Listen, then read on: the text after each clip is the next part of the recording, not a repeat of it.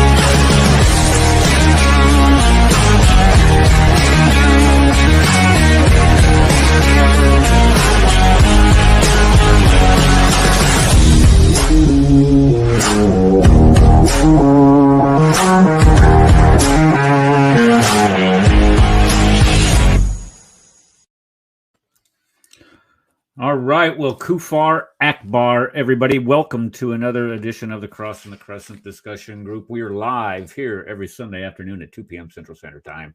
I don't know why I look at the clock just to make sure, but 2 p.m. Central Standard Time every Sunday and 5 p.m. every Tuesday Central Standard Time. And we usually run for about 2 hours on each end. We've been getting better at running up to 2 hours on Tuesdays, and then we've been kind of edging over the 2 hour mark on Sundays. And the reason why we kind of keep it at 2 hours is because we also simulcast over on Blog Talk Radio and the Global Patriot Radio Network, and they only allow you 2 hours. And so when you go to upload your video, or your audio, you don't upload the video, you upload the audio for the podcasts, you're only getting 2 hours worth. So we try to keep it around there. Anything that excess that cuts you off. So sorry about that.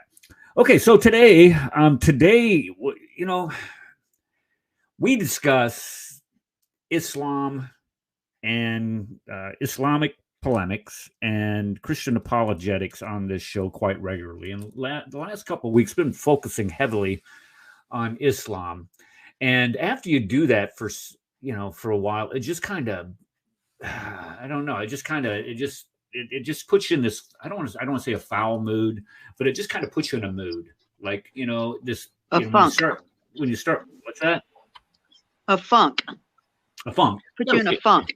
In a funk, yeah. It's depressing. I'm sorry. Yeah, exactly. Because I mean, Yeah. let's look in some of these. Let's see, some of these shows that I've had that we've done in the last couple weeks. I had a list here, and I can't even read my own handwriting. Yeah, that's that's pretty pathetic. I can't even read my own handwriting. Okay, so the last one we did, let's see, is the Quran from God, and that's where we went through the anachronisms, we went to historical problems, what was the other one? The convenience, the verses of convenience, and all the other problems of insertions from the Talmud, Gnostic sources, etc. Okay, then we also talked about female genital mutilation, and that was like major depressing. It really was. Then we were talking about let's see here, how Muhammad died, and then you get into all the nonsense that goes along with that. We were talking about Muhammad's prescription for women. And then we were talking about Christian persecution. And it's just, I just thought today we were supposed to have a friend of mine. Something came up where she was not able to make it. We were taking a class together on Monday nights with Dr. Jay Smith and Dr. Dan Janicek. And we got to talking and chat about certain topics that we have in common. And she's come to the chat a couple times. I've seen her. and we were going to have her on today. And she was going to talk about women's rights in Islam, and she had something come up where she couldn't come today. And I was saying, okay, well, I'll just go ahead and do it myself. Then I was sitting there, 411. I got in last night. It was about 2:00 in the morning. We were in Kafirstan South, and we got back late. And it just, I'm just wiped out. And I got home and I started going through it. And I'm like, you know what? We're going to do something different. So I wrote up the show today. What we're going to do is we're going to talk about Gary Habermas. Now, who in here knows who Gary Habermas is? Anybody know who Gary Habermas is? Anybody? Nobody knows who Gary Habermas is. He's a historian, right? No. Well, he does history, so you're partly he's right. The famous apologist. He's been doing this since at least I knew of him in the 80s, early 80s. Yeah. Okay. He's a very popular Christian apologist. He's been doing, and he specializes in the resurrection. Yes. That is, and as a matter of fact, he's coming out with a book, it's a 5,000-page book. He's a very prolific author, but he's probably the foremost expert on the crucifixion and the resurrection of Christ in our country today, in the world, and maybe even the world today. He's just really good, and he's presented something that a way to illustrate how you can just show simply by just using a minimal amount of facts that Christ was indeed crucified and that he was resurrected, and how we can trust those facts that we currently have. The problem is that people it's just like anything else. People are going to choose to believe what they want to believe, and they're going to not believe what they don't want to believe, regardless of what the facts are. So I got to thinking, the one main problem with Islam and our difference between Islam and Christianity is the crucifixion of Christ. I mean, if there's one thing that you can say that divides our two faiths, it's the crucifixion. The very one thing that saves us from an eternity of damnation is the crucifixion and the sacrificial atonement and the resurrection of Christ. That's the one thing. And Muhammad denies it. And, you think of all the things that our faiths have in common. We believe he was virgin born. He did miracles. He was the Messiah. And he's in heaven with God today. And all these things that they give you, Muhammad gave the Christians. But that very one thing, and I've said this several times in the show, and I'm going to keep repeating it just to remind everyone, that very one thing that saves you from an eternity of hell, he denied. And wouldn't that be just like something Satan would do? Oh, we believe that he was the Messiah. We believe he was virgin born. We believe that he worked all kinds of miracles. We believe all these things about Jesus, but that one thing, no. The very one thing that saves you, they deny. So I thought, let's just go ahead and do some apologetics today and discuss why we should believe the crucifixion occurred and why we should believe that the resurrection is a real event. I didn't see. Okay. Anybody have anything for the fire before we move on? I see we got the usual suspects in-house today. A couple people. I was expecting Steve Mance. If you know Steve, how do you pronounce his last name? Mancy? Is that how you pronounce his last name? Mashney. I knew there was an H in there. I'll write him. All right. I'll write him. See if I was expecting him today because he was gonna. If you watch his videos, I mean, this guy. He said, "Okay, this is what an Einstein he is. He gets a table and a chair, just a regular card table and just a regular chair, and gets all kinds of Christian materials about Jesus and sets the table right outside of a mosque." Who does that? Steve does that. Well, he gets all kinds of interest, and he live streams all of these things. He goes live like 80 times a day on Facebook because I'm always getting these these notifications. Steve Mashney is live now. Steve Mashney is live now. I'm thinking, when isn't Steve live out there? Well, he had an encounter yesterday. What is it? It was Friday. Oh yeah, it was Friday because they were coming out of their Friday prayers, and he's got some guy coming out of the mosque. He's all jacked up on his daily dose of whatever it was. Hatred, yeah, exactly. The hatred of the kuffar, of spreading corruption outside of his mosque. And he came up and starts harassing Steve. And of course, Steve, you're not going to intimidate Steve. Steve proselytized in the Gaza Strip, folks. You're not going to intimidate Steve anywhere. So this guy's flipping Steve a bunch of crap, and then he ends up stealing Steve's phone. And he calls the cops saying that Steve's the one that's harassing. So I wanted to get Steve to come on and discuss this. I was not watching, listening / kind of glancing down at it as I was driving last night, and I thought, let's get Steve on. So I am Dame. I don't know if he's going to come today or not. He's kind of a busy guy. All right, so let's go ahead and get started on the slides. We were discussing. No, we're not going to go there.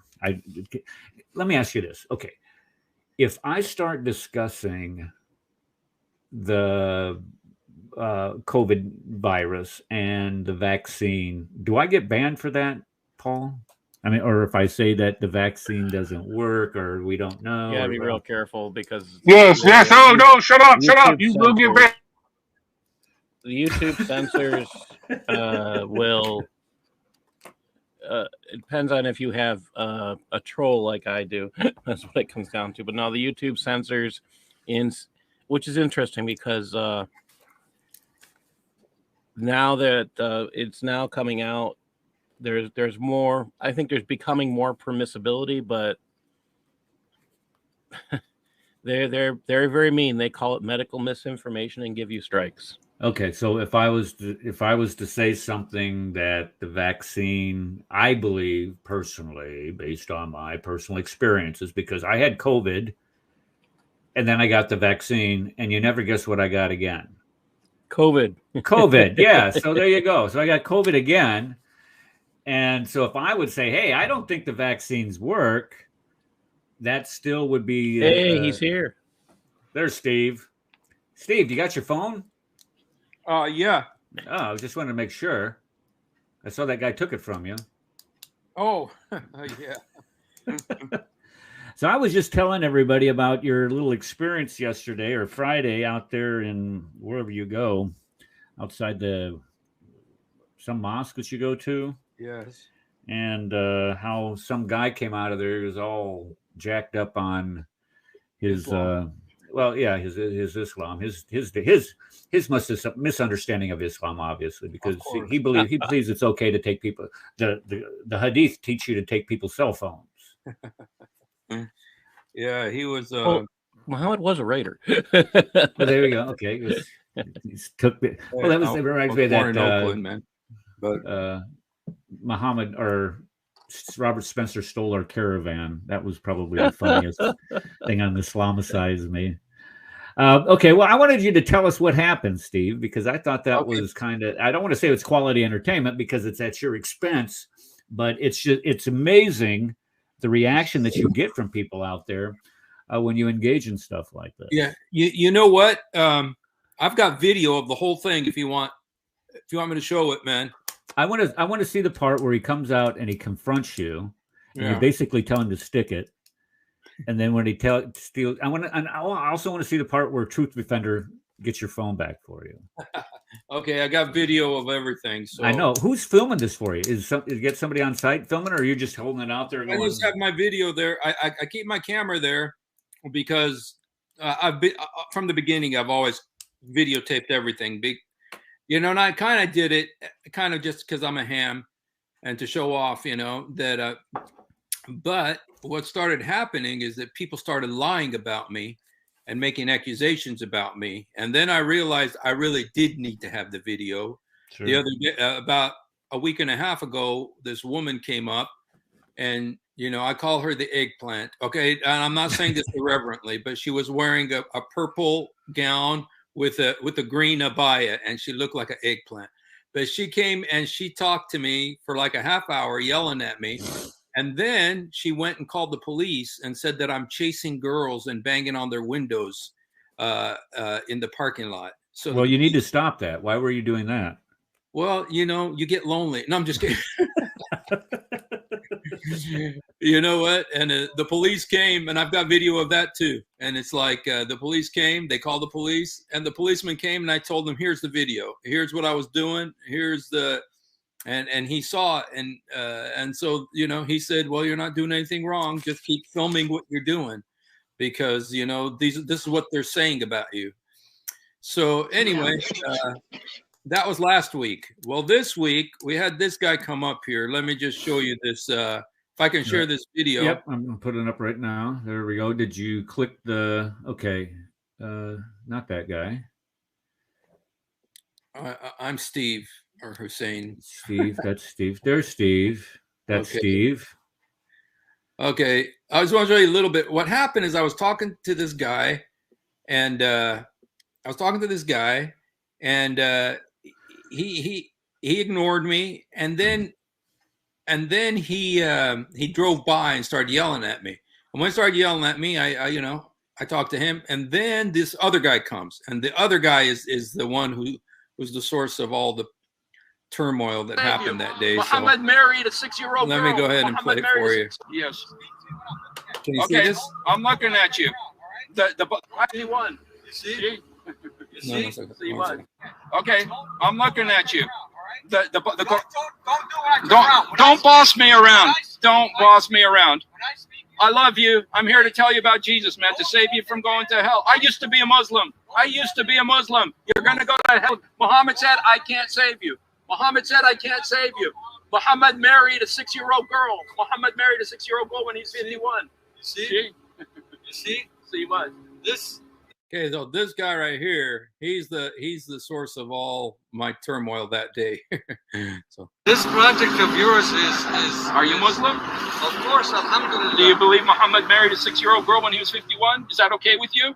What if somebody wants to marry your granddaughter? I don't want to knock you down. Muhammad said so. I don't want to knock you down. You're lying. Knock me down. You're lying. Knock me down. 6 years old. What are you, fucking crazy?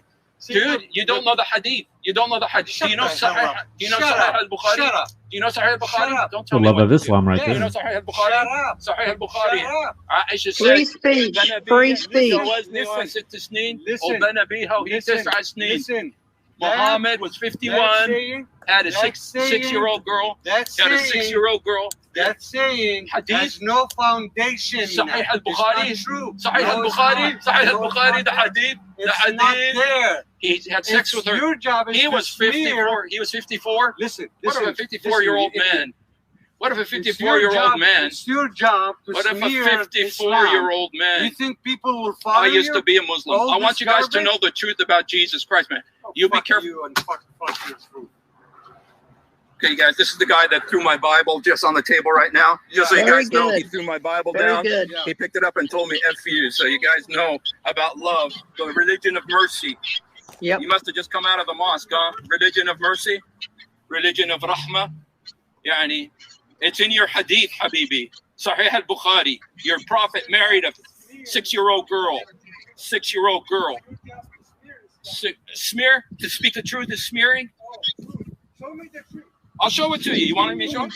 I'll show it to you. No, not I'll online. No, it's on hadith, Habibi. I want it in writing from Sahih Okay. Bukhari. Okay. How about Okay. from the Quran? Get it ready. How about from the Quran? Oh, fuck you. 6 years old in the Quran? Who Listen, came up with this? This Who is came Quran. up with this? Don't take Who my book. wrote this? Who wrote the Quran? Who wrote this? This Quran? You particular don't- edition. Who wrote it? It's the Hubs. It's the Hubs. It was in 1924 when it was official. That's the one that you have. It's the Hubs version. This crap is gonna get you killed. I'm, I'm warning you. dude, if they It's do gonna to, get you killed. who's gonna kill me? In the Quran, it says. Good question. What are you, nuts? We read Quran, you moron. No. I'll show you the verse. When you come back, I'll show it to you. Okay? Yeah, you're afraid. You should be afraid. You should run away from this. That's why. You should run away from it.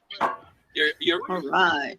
I'm from Palestine, alhamdulillah. انت فلسطيني نعم. الله يلعن اللي طلعتك والبطن اللي حملك يا كلب. okay, that's the. Now let me show you. Hey, let me just interrupt her. I just want to say real quick. Wait, Yeah, I please just want do. to say real quick. Can you guys hear me? Yeah. Steve's like, yo, I wrote from Palestine, yo. Don't mess with me. I'm from Palestine, yo. Okay, he's like gonna throw down right there, man. Yo, Straight out of man. Palestine. You know, Straight yeah, out of Palestine. No exactly. Straight out of Straight- Palestine. Well, There you go. There you go. We got to get him a shirt. That's merch right there for you, Steve. That's merch straight out of Palestine, yo. Straight out of Gaza.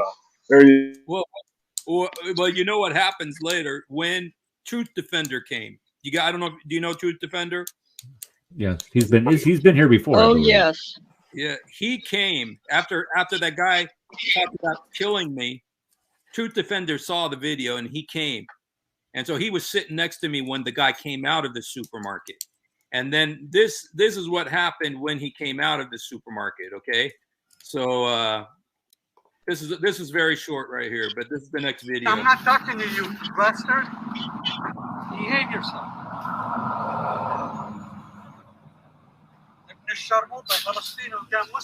There you go. Sharmuta. Yeah. Why is he wearing a mask outside? Hey, you guys, don't be so Islamophobic. He fears reality. That's the answer. Yeah, they're the Islamophobia. Exactly. Look what happens now. Oh, You do not film me without my permission. You do not film. See, the Truth Defender was right there. Yes, When you can. He took my phone. And Truth Defender said that's strong arm robbery right there. That's It right. is. You should have called the cops on him and pressed charges. Well, Seriously. what happened is, I went back to Film me without my permission.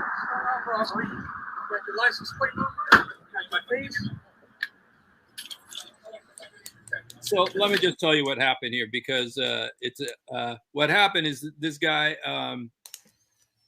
What happened is he took my phone and he went back to his car. He wouldn't give me my phone back, and then Truth Defender went and put a shopping cart behind his car so he couldn't leave. Good. And then you know what Truth Defender said? He said, "This is a citizen's arrest because you are a robber." Yes. You right. stole his phone. He said, "This is a citizen's arrest," because you know what the guy said, in line with the Palestinian subject? He said, "You guys are holding me hostage." He was like, "You guys are holding me hostage because we put the shopping cart behind his car and he couldn't with my telephone." And then he called the police. He called the police and we called the police. The police are so sick of me because everybody keeps calling them about this guy at a table. They get so many calls about me, they don't even respond anymore. And so they didn't even want to come. But the guy said that he's holding me hostage and all. Unbelievable, man. But anyway, Y'all should have taken him down. It would have been self-defense. Taken him down and kept him down on his face until the cops came. Did SWAT show? Seriously, it would have been self-defense, Steve. Just jump the man because he took your phone. Good for Wait till the cops come and keep his face on that curb. Okay, Good for let me show you. for actually defending. Seriously. Good for Truth Defender. Very short videos right now. I'm sorry, was someone going to say something? Oh, I just said good for Truth Defender. He was defending the truth. That was the right thing to do. You know what? Truth Defender, I wouldn't have done any of that. I would have let the guy take my phone and just leave. I didn't know. I wouldn't know what to do in the situation. Truth Defender, man, he came and he fought for my stuff, man. And here I got a video of Defender taking my phone away from the guy. Let me show you the video here. It's hilarious, man. Here's the first one. This is where. Okay, you got to share your screen, Steve. Can you see it? Sorry. No, you stop sharing your screen. There it is. No, that's red coming back.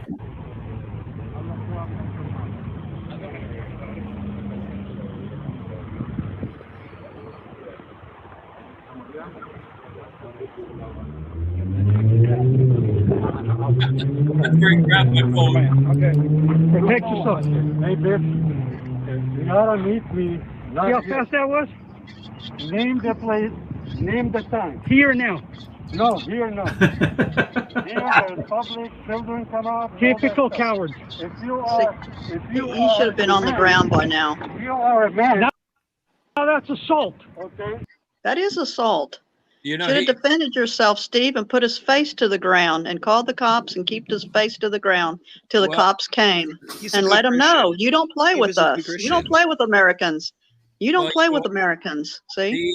The cops did come, and the cops talked to him for about half an hour, trying to convince him that he was not held hostage. and you know what? What Truth Defender said? It was a citizen's arrest. He had a shopping cart. Wait. A shopping cart took the dude down. A shopping cart took the dude down. I'm just saying, man. He's being held hostage with a shopping cart. Wait, Brad. Have you ever been in some of those stores and tried to push some of those shopping carts? I mean, the wheels are, you know. Actually, yeah, pushing the shopping cart is held hostage in the store. I'm just saying, but no, man. Come on, dude. Wow. Wow. Amazing. I don't know if you've seen some of the other videos. There's a Muslim bookstore right behind me there where I sit, and they came out and they hate me. They've been trying to get rid of me. I got so many videos of them trying to kick me out of there, and so they came out when this guy started doing this stuff. And if you notice, when Truth Defender was walking by to grab my phone, there was a guy talking to the guy who stole my phone, right. And the guy who was talking to him is the owner of the bookstore. Because he's trying to get rid of me. And so when they got two of them together, and then Truth Defender came, and then the police came, dude, 2 cars came, and one of them was a SWAT guy. And they said, you know what the police said? He says, listen, guys, I just want to tell you that when you talk about religion, that's the most sensitive thing, man. And, you know, people are going to get really mad. But at the end, you know what the cop told me? He said, you guys are doing a great job. Keep up the good work. So, you know what? It made me so proud of America. You know why? Because it means we still have freedom here. It means that the law will still defend our right to speak and our right to freedom of religion. I tell you what, I was so happy about that, man. So that's what happened. Especially in California, Stan. Especially in Socialist Republic of California, dude. I'm shocked at that one. But no, these cops, man, you know what? Can you imagine being a cop? Oh, my God. We got these religious nuts out there now. You know what I mean? We got to respond to this every single day. Poor Steve is like more responsible for 911 calls. You know? They show up and you're like, what the crap, dude? Come on, man. We're out, you know, arresting burglars and thieves and criminals and stuff. We got to come out here for your stuff? Oh, man. You know what I mean? You know what? You got to buy them coffee or donuts or something, dude. You know, well, maybe not donuts. That could be something, but something. Exactly. You know? Truth Defender called the police department. When the guy called the police on me, Truth Defender called the police, and they called, and the dispatcher. The minute Truth Defender says we're over here by Harvest Red, he says, "Oh, is it the guy at the table again?" Yeah. Dude. What exactly are you giving away there? Are you giving anything away, or are you just using those props to talk about Christ? I got a few gospel tracts, you know, that I give to Americans who come by, and I got, you know, like I got a few Spanish tracts because there's lots of Spanish people, and I give them, you know, gospel tracts, and I've got Arabic Bibles, and I've got Qurans, and I've got different kinds of Qurans, you know, the Hafs Warsh Susi, you know, so I can show them the differences and stuff. Right. But I always tell them, yeah, oh, I have a Quran right here. It's right underneath the Bible, you know, because we put the Bible on top because it's on top, and then the Quran. That just to irritate. The other day, last week, and I've got the video of it too. One guy actually stole the Quran because he says you shouldn't put the Quran underneath the Bible, man. And he actually stole my Quran. I have the video of him running away with my Quran. But you know, that's what I do. I mostly want to engage with them. I want to talk to them, you know. Hey, Steve, find out what precinct those cops are at, and we should do like a fundraiser for them. Buy them coffee and bagels or something like that for the morning shift. Whenever Steve goes out and say, "Hey, brothers, thank you for keeping our brothers safe." I'm serious, man. We need to do that, dude. Find out, you know. I mean, seriously. Next time they come out, just ask them, "Hey, what precinct you guys roll out of?" You know, because we want to do this for you. You know what I mean? We want to be, you know, say thank you because we're sorry that you have to come out for this crap. But you know what I mean? That is a great idea. Yeah, you know? That's a great idea. Seriously, get that information. They're always on my side. Every single time they've been on my side. I showed them the video and I see it, and they've never. You know why, you guys? Because the cops know what the First Amendment means. A lot of these other guys, they think they're in Saudi Arabia, where you can control everything.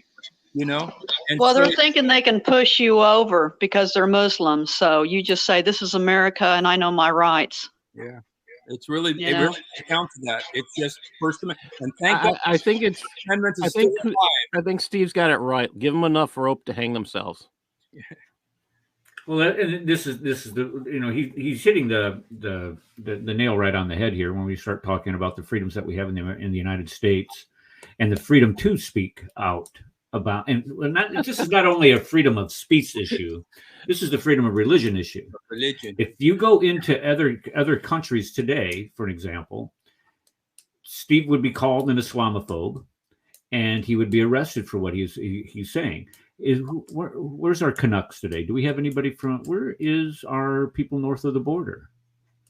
Nobody from north of the border today. Are Canadians? They're all getting arrested, man. They're all getting arrested. They got their own problem. They got their own protest going on. I'm sorry about that. I'm your residential Canadian here today. Hey, bitch, I'm wondering about that.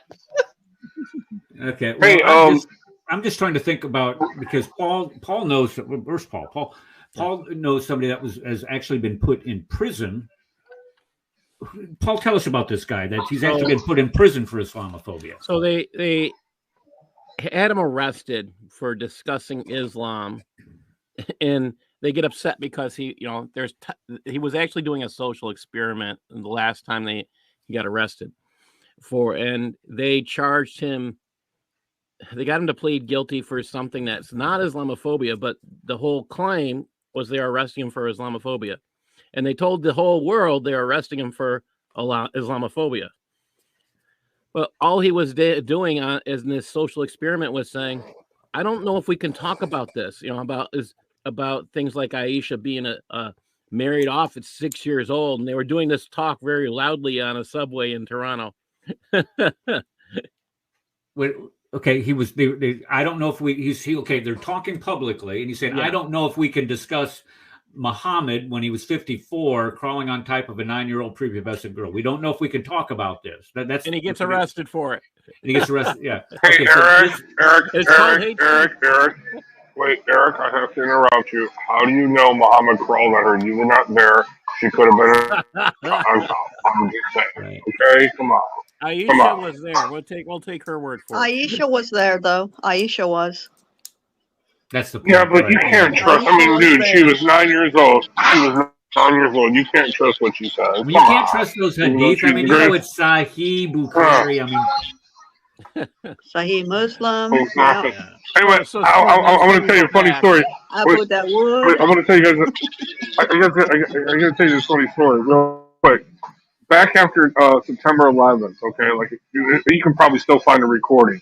This woman from Pakistan literally called 911, okay, because their neighbors were having a pig roast, okay, and dude, they're recording. They're cooking pork.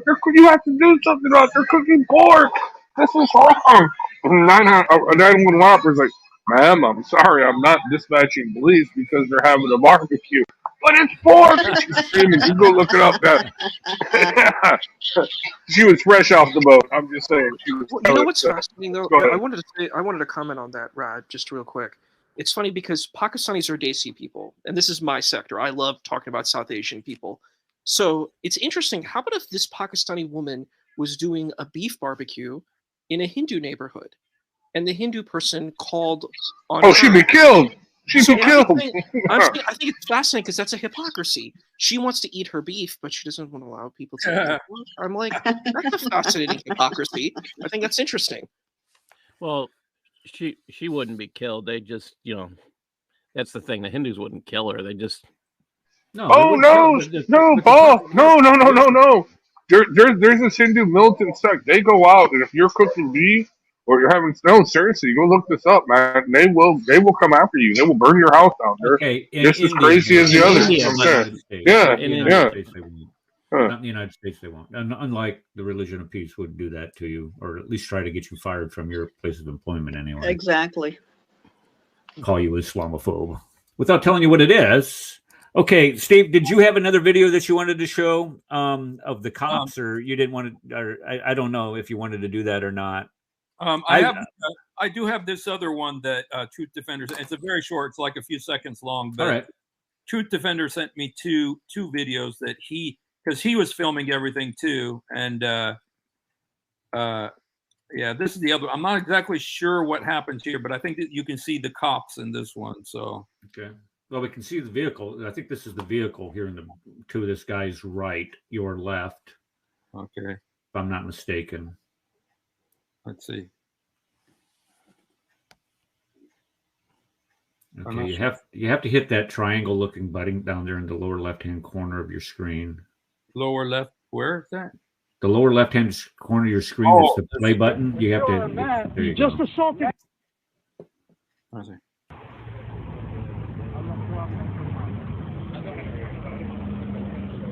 Okay, this is where he took the phone, if I'm not mistaken. Yeah, this is classic. But I mean, it's good to see this again. Say, hey, give me that. I'm sorry about that. Protect yourself. Hey, Biff. You gotta meet me. See how fast that was? Name the place. Name the time. Here now. No, here no. Here there's public. Children come out. Typical cowards. If you are. Okay, let me put the other one on here. It's this one. Okay. How do I get rid of this one? You have to take that. You have to stop share and start again. Oh, okay. Okay, because here's the video, the other one. Because I don't see what's not working. Hey, you're a deceiver. I'm not talking. You're a liar. Excuse me, the other deceiver. Yeah. Look at your sins. Hayr makarin, Habibi. Oh, just having a cross will do it for you. Hayr makarin. Is that Christian? Smacking your head on the carpet will do it for you? Smacking my head? Yeah, 5 times a day. Look, I'm not going to waste my time because my shoes is cleaner than you and you. Of course. That's why we need Christ. He loves you, my friend. He died for you. He loves you. He died for you. But stop lying, Habibi. Just stop lying. Look at the different. Anyway, so that he was just making the point that that we are dirtier than his shoe.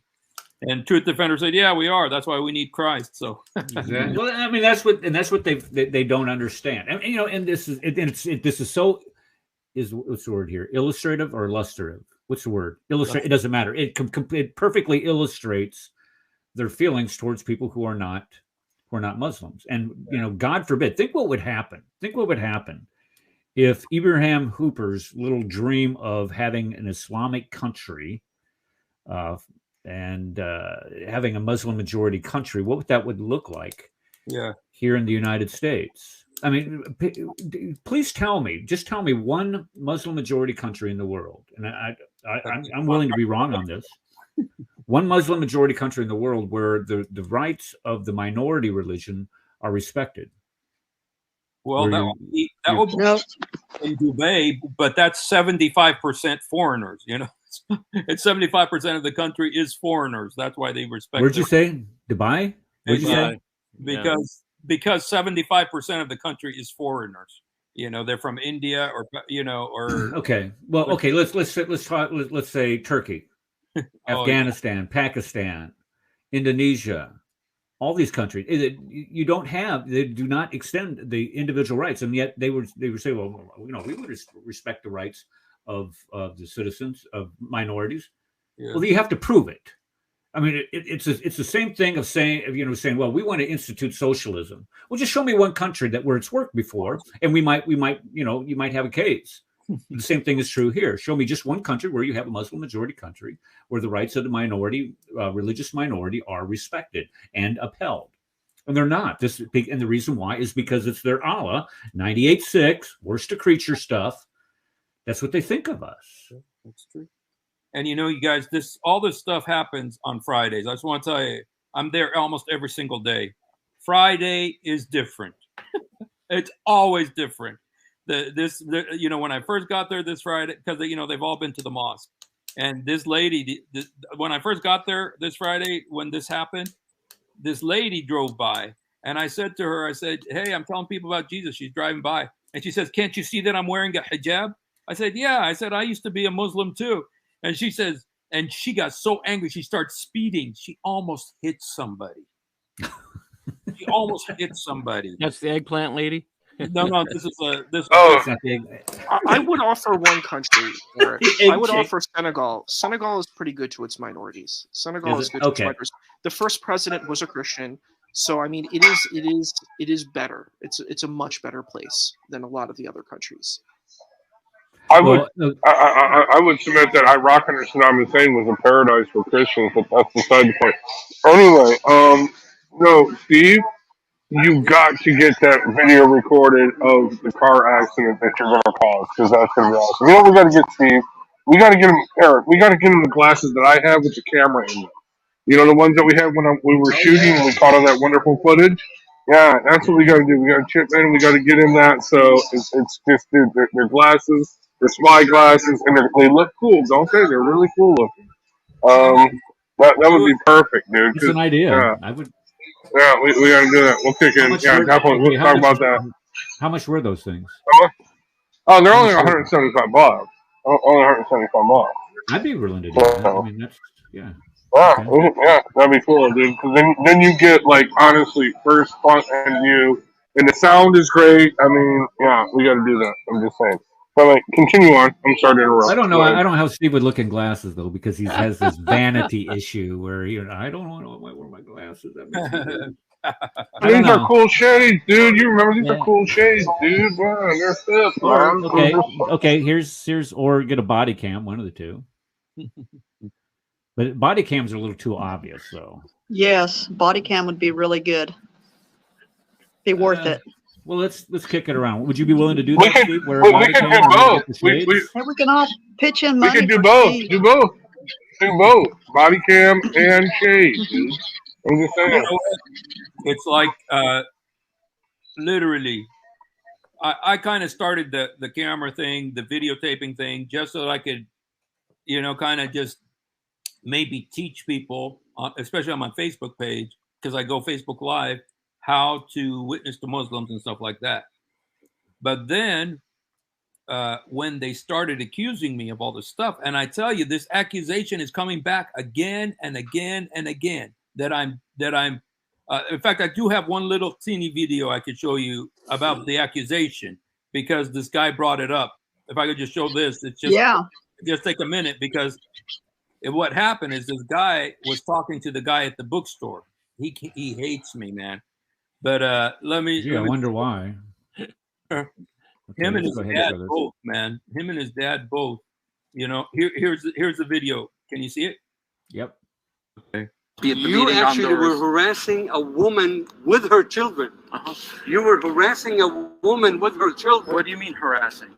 What did I do that's harassing?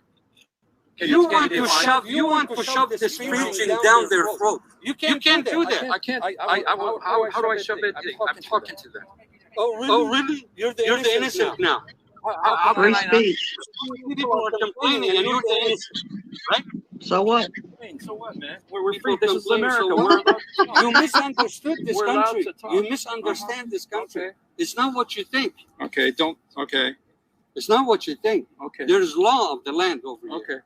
Okay. There's a law in the land. This is this big of a deal because they're not coming. That's okay. There's somebody ahead of the city captain. Okay, this is exactly where you need glasses. The Lord Jesus Christ is the Lord of all the earth. He loves you. He loves you. Just shut up. Just shut up. He loves you. Just shut up. He loves you Just so shut up. much. You don't even believe what you're talking about. Why are you so anti-Jesus, man? It's not the point of preaching. I don't want to listen to it. Well, then he can walk away. Well, if you're coming to my table, my table is to talk about Jesus, man. If you don't want to talk about, don't talk about Jesus. That's right. Don't talk to me about it.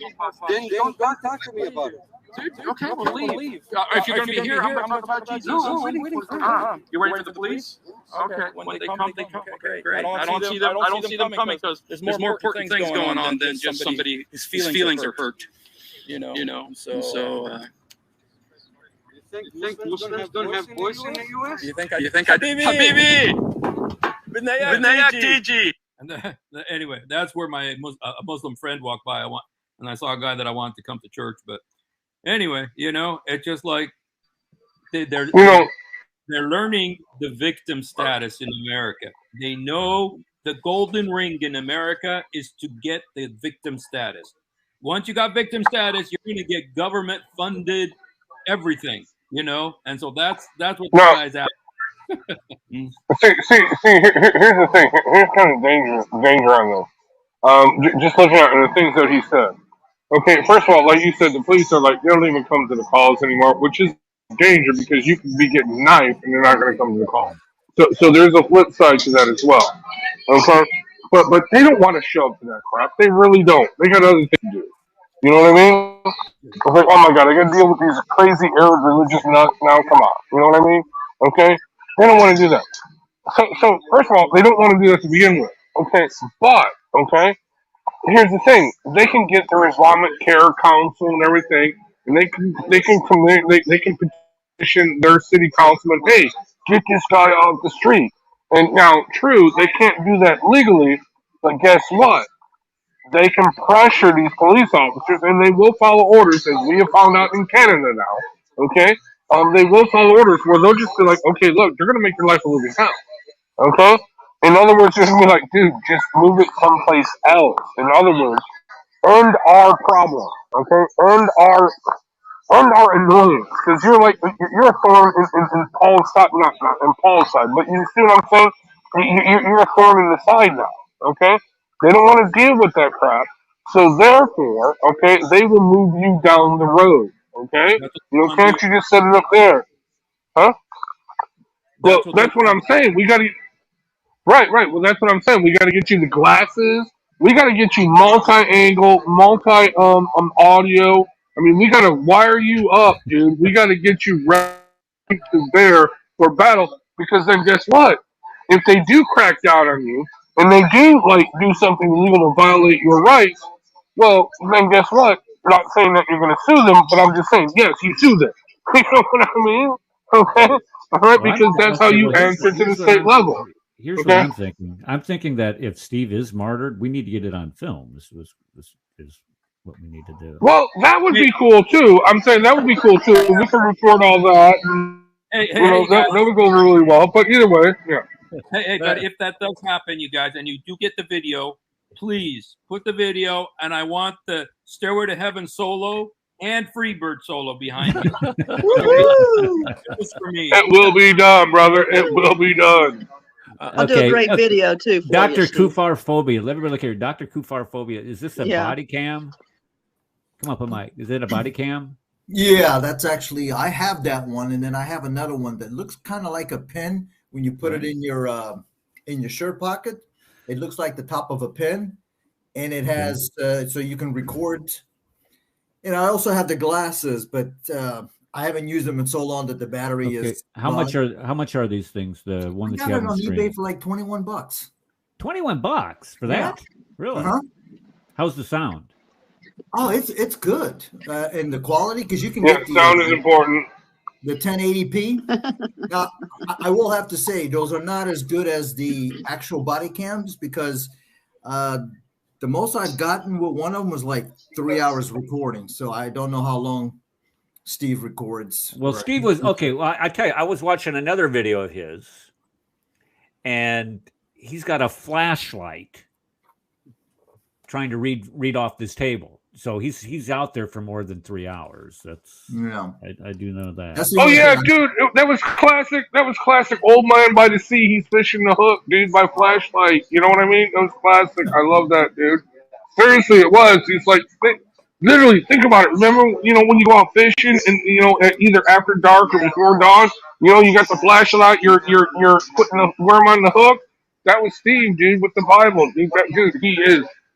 Dude, seriously, you should start the channel Fisherman at the Sea. I mean, because that's what you were doing. The old man, look at that. The old man at the sea, yeah. This is my favorite restaurant in Jaffa, Israel. That's why. No way. This is my father. That's awesome, brother. Voice Paulette from that restaurant because it's my dad's favorite restaurant. It's called the Old Man in the Sea. All right. Okay, so we're we're going to get together and we're going to figure that out to get Steve you the something man. like that. So you don't have to sit there and hold your phone up and worry about somebody stealing your phone. I just don't know if you can go live on. Can you go out live on something like that? No. So okay, so no, that's not about going live. Well, no, that's not about going live. The body cam and the other cam, okay, any other cams, that's not about going live. That's the backup to record to record basically his martyrdom and whatever happens afterwards. I'm just saying. So we'll get that front blow by blow as it happens, okay?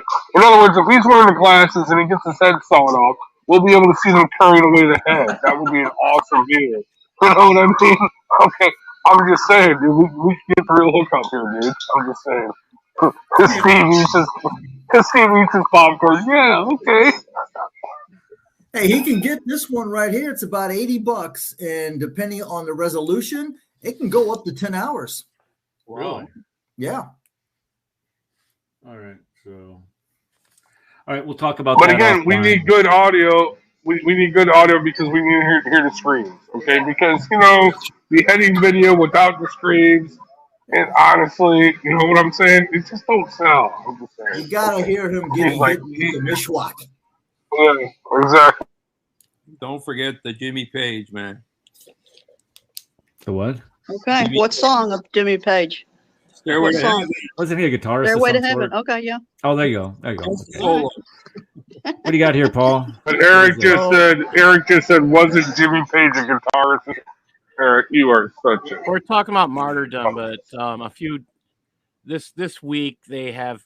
This is from Focus.de. This is Germany, and look at this headline: Woman bleeds to death after 28 stab wounds, but husband speaks of suicide. So she stabbed herself 28 times, and on the 28th time she died. Yeah, right. Yeah, okay. Oh, stupidity. So trial.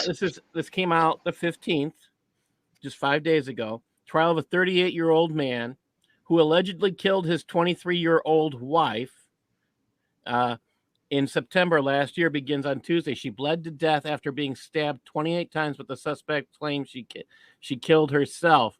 The 23-year-old woman was found dead in a refugee shelter in Arnsberg. Shortly thereafter, police arrested her 38-year-old husband. He was about to leave the country. So he didn't believe it was wrong, but he was running. Oh, yeah. He didn't do anything wrong, but he's running. Okay. He explained that his wife judged herself. Killed herself is what it's Google Translate. I apologize. But the autopsy showed that he was killed. Was this an Afghani? Was this an Afghani refugee? Yes, it is. Yes. Wow. The public prosecutor accuses him of having killed his young wife for base motives. The 23-year-old Afghan woman wanted the separation, but his exaggerated possessiveness did not allow her to live without him. So she's dead because, and that's her, and you can say martyrdom. That's, I just wanted to, this is something I put aside and I was thinking about it. You start talking about this, the women, and we were talking about one of the things we talked about before the show slightly is about women's rights. In Afghanistan, in Muslim countries, women's rights are pretty much non-existent, and it's sad. And what city and state was this, Paul? Arnsberg. Arnsberg, where? Germany. Oh, this was in Germany. Okay. Yeah, and this is something to think about. Is he in prison? He is now. They were giving him the sentence at that point. I want to go back just a second and I'll take a look. He got that was the trial. That was on the trial started on the 15th of February. He murdered her last year on September 7th. And they picked him up in a coach in Bavaria. So he was running. And that's something to think about. I mean, this guy claims his wife. Would you run if your wife killed herself? Right, you'd be calling the cops. Yeah. How do you stab yourself 28 times and then it's sorry. I just can't. I mean, it's so the cops aren't idiotic. that stupid. No, people aren't that stupid, and investigators aren't that stupid either. You can't stab yourself 28 times in a suicide. There was a case up in Canada a couple years ago where a lady had killed herself by beating her head against a end table, I think, is how it came out. You're right. They ruled it a suicide, and it was because she kept hitting her head on an end table. Yeah, that I'm familiar with that case. Yeah, that was. Yeah, you hear everything. If you ever follow the Lewis and Clark, Lewis and Clark, Meriwether Lewis and William Clark. Yeah, William Clark. They said William Clark killed himself too. Really? Yeah, said he shot himself twice. Wow. Shot himself twice. Yeah, after the first time. I mean, after you shoot yourself the first time, are you going to be in any mood to shoot yourself a second time? No. So it's okay. Wow. Let's get to the topic of today's show. Finally, it's only 55 minutes into the show, so we're right on time. What I wanted to do is I wanted to talk about the crucifixion of Christ and how we can trust the biblical narrative that is in the Bible. It doesn't come from Islam or somebody like Aladdin. Connie, stop. I didn't mean to trigger you, but I'm just saying that he came on here and tried to give a different narrative at one time. And I've actually invited him to try to debate that issue on Steve's channel, of all places, and he doesn't seem to want to get around doing that. But if they ever want to talk about the crucifixion of Christ, I'd be more than happy to discuss that with you. Why? Because we can clearly demonstrate that is the most demonstrable event from antiquity. Of all the events that you know what, Eric, though, you're saying that he doesn't. You know what? When he comes on my channel and he tells me that you guys are running away from him, I just want to clarify. Yeah, of course we are. That's why he doesn't Skype me when he's on your channel. That's because I'm running away from him. Don't you see? Because if he really wanted me to be there, he would actually send me a message and said, "Hey, yo, I'm over on Steve's channel." So anyway, and he's welcome here anytime he wants to come. What is it in Indonesia right about now? Probably 5 o'clock in the morning, or Philippines. I'm sorry, Philippines. 5 o'clock. So, but he could come to my show on Tuesday evenings. That would be early Wednesday morning for he more than happy or more than welcome here if he could stay on topic. But I doubt that he could stay on topic more than 36 seconds. Okay, so let's go ahead and where did it go? There I am. Share my screen. Let's go ahead and talk about why we believe that Jesus was raised from the dead.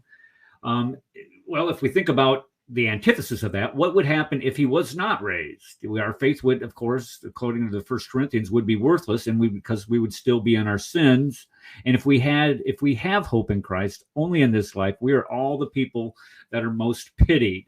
So when Muslims when they try to tell us to say, "Hey, look, Jesus was never crucified," well, that's a fulfillment of those passages right there. If Jesus is not crucified, if Christ not be crucified, then our faith is in vain, and we are to be most pitied because we are going to die in our sins. But thankfully, and them too, all of us, the whole world.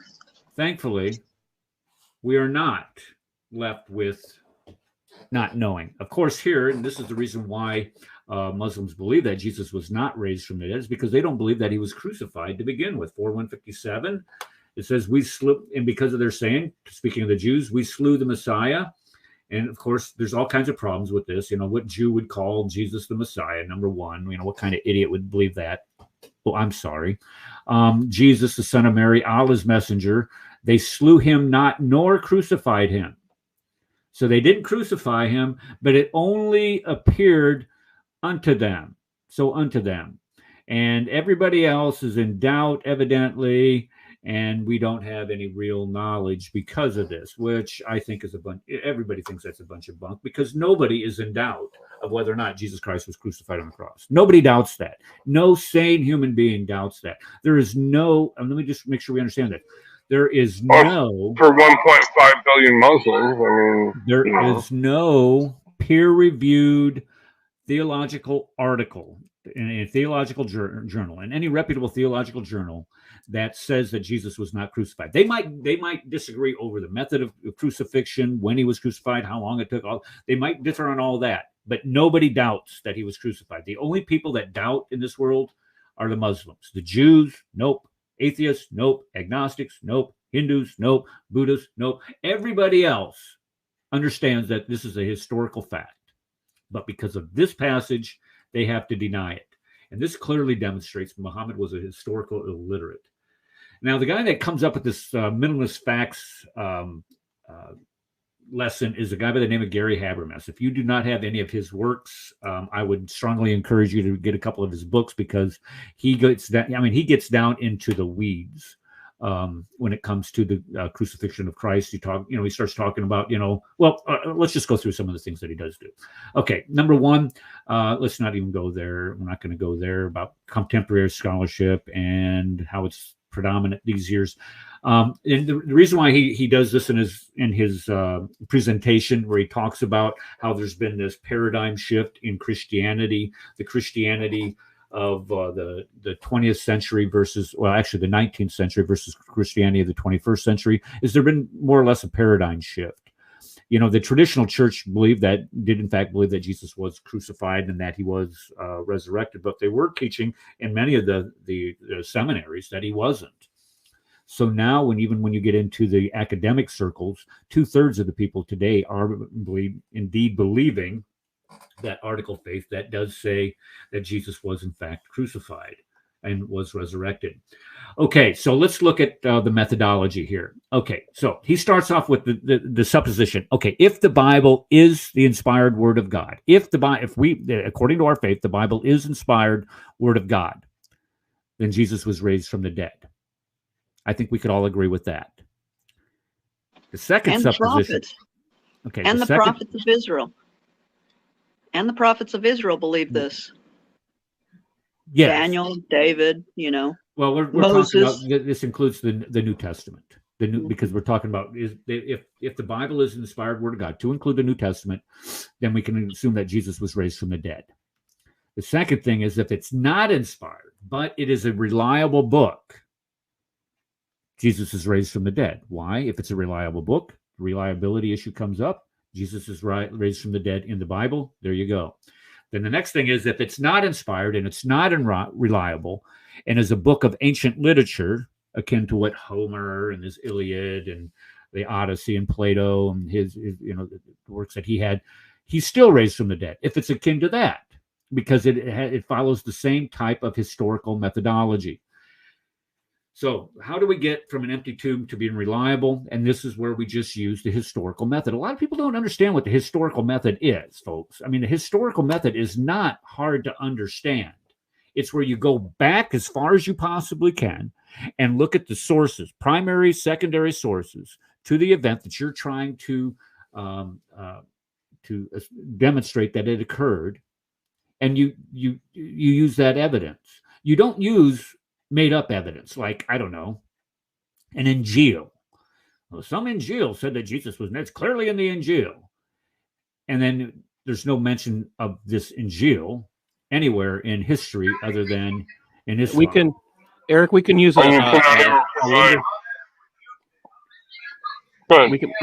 we can use a much more recent example.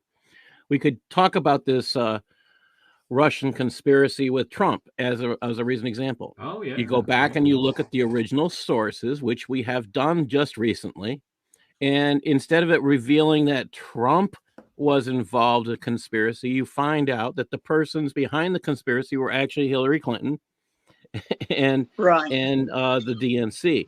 Now, that's another example of using historical methodology.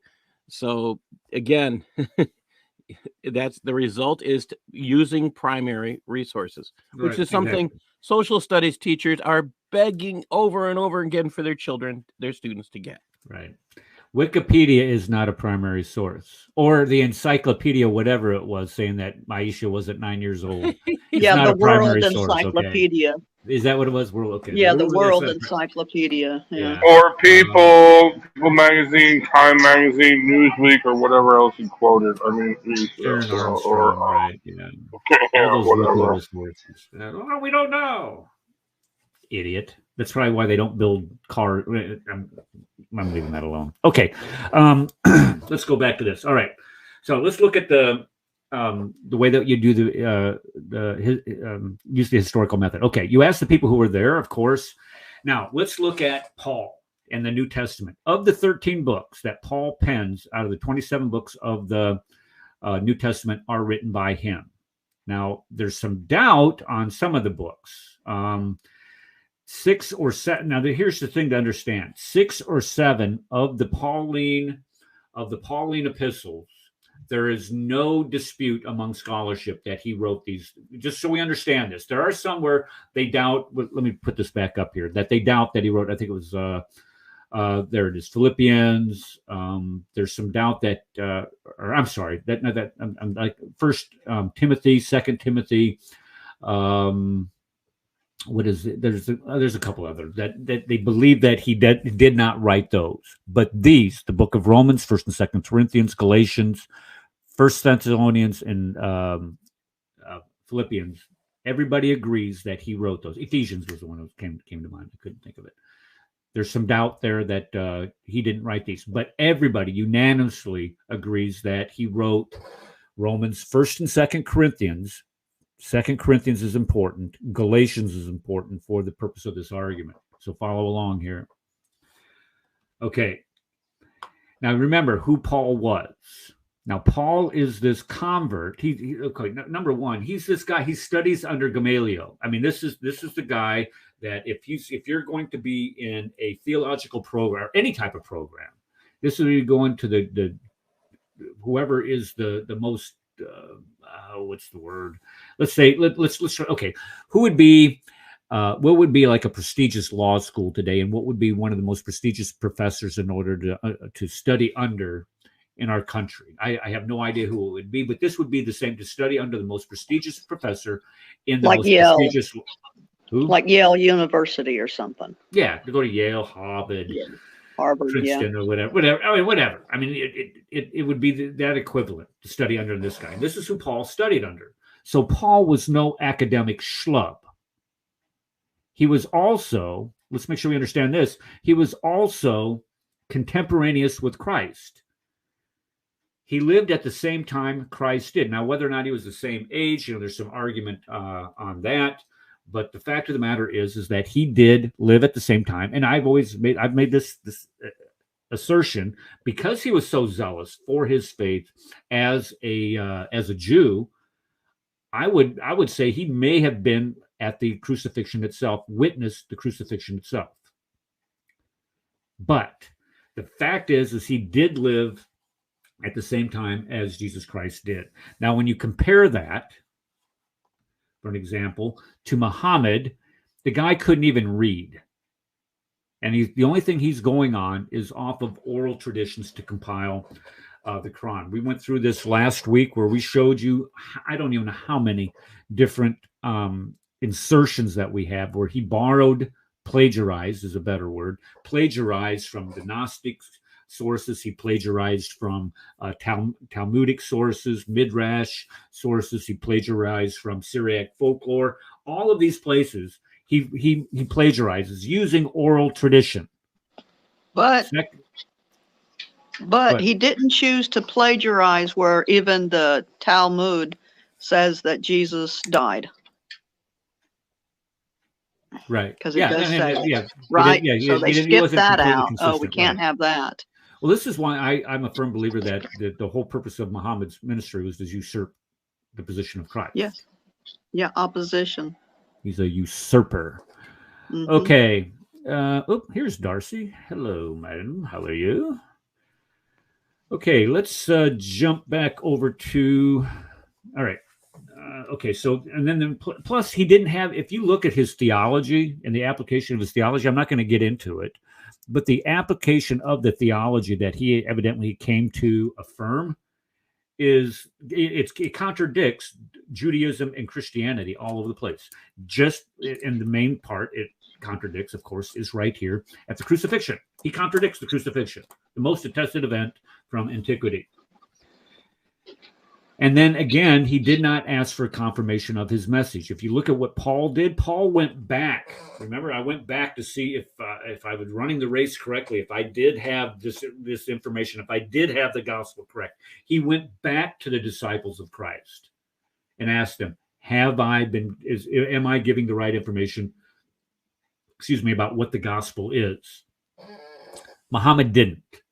Muhammad did not ask anybody to confirm what he was saying. As a matter of fact, anybody that did dare to question what he was saying, he had him killed. Quite a big difference between him and Paul. Okay, so let's look at 1 Corinthians 15. I told you that we were going to come back to this. 1 Corinthians. Now, we know Paul wrote 1 Corinthians. There's no doubt among scholarship. And let's look at what this passage says. For I passed on you of first importance, which I also received. He also received this from where? He received this from the apostles. The apostles are the ones that gave him the gospel message. The shtick about Paul changing this message, about Paul, what's the word I'm looking for? Taking over the religion. That's not the taking over. No, it's not the word. Where Paul corrupts the message of Christ is a lie. And the reason why it's a lie, the reason why it has to be a lie, is because the Quran contradicts the Bible all over the place. And to say that, okay, well, Paul corrupted the true gospel of Christ. That's crap. He didn't. Everybody knows this. But this is the only go-to that Islamic apologists have, is say, well, we got to blame Paul for doing this. When the fact is that it wasn't Paul that changed the message of Christ. It was the apostles who gave the gospel, the good news, to Paul. It wasn't the other way around. Actually, if you think about it, if you think about it, it's Muhammad who changed the gospel of Christ. Yeah, right. Exactly he right. calls it the Injil, and he changed it to banning the crucifixion and all kinds of other stuff. But he's the one, like our Paul is saying that when when the lefties accuse you of doing something, it's because they've done it. So when Muhammad here is accusing Christians of doing something, it's because he did it. You know what I mean? He's going by what he has done, okay, and that's what he can make the accusation on. But anyway, all right, go ahead. Yeah, it's called projection. And may I? Yeah. And Paul was probably like the Bereans. They went to the scriptures to verify. They went back to reading, David's writings, Moses's writings, the Psalms, Isaiah, where it clearly shows that the Messiah would be put to death.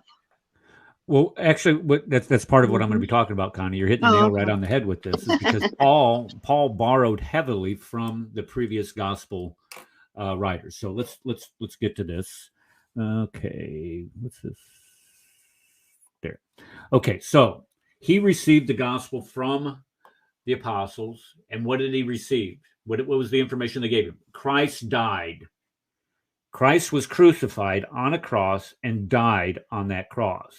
He didn't swoon. It wasn't somebody else that put up on there with a different image. Christ died on the cross. And he died. Why? He died for our sins.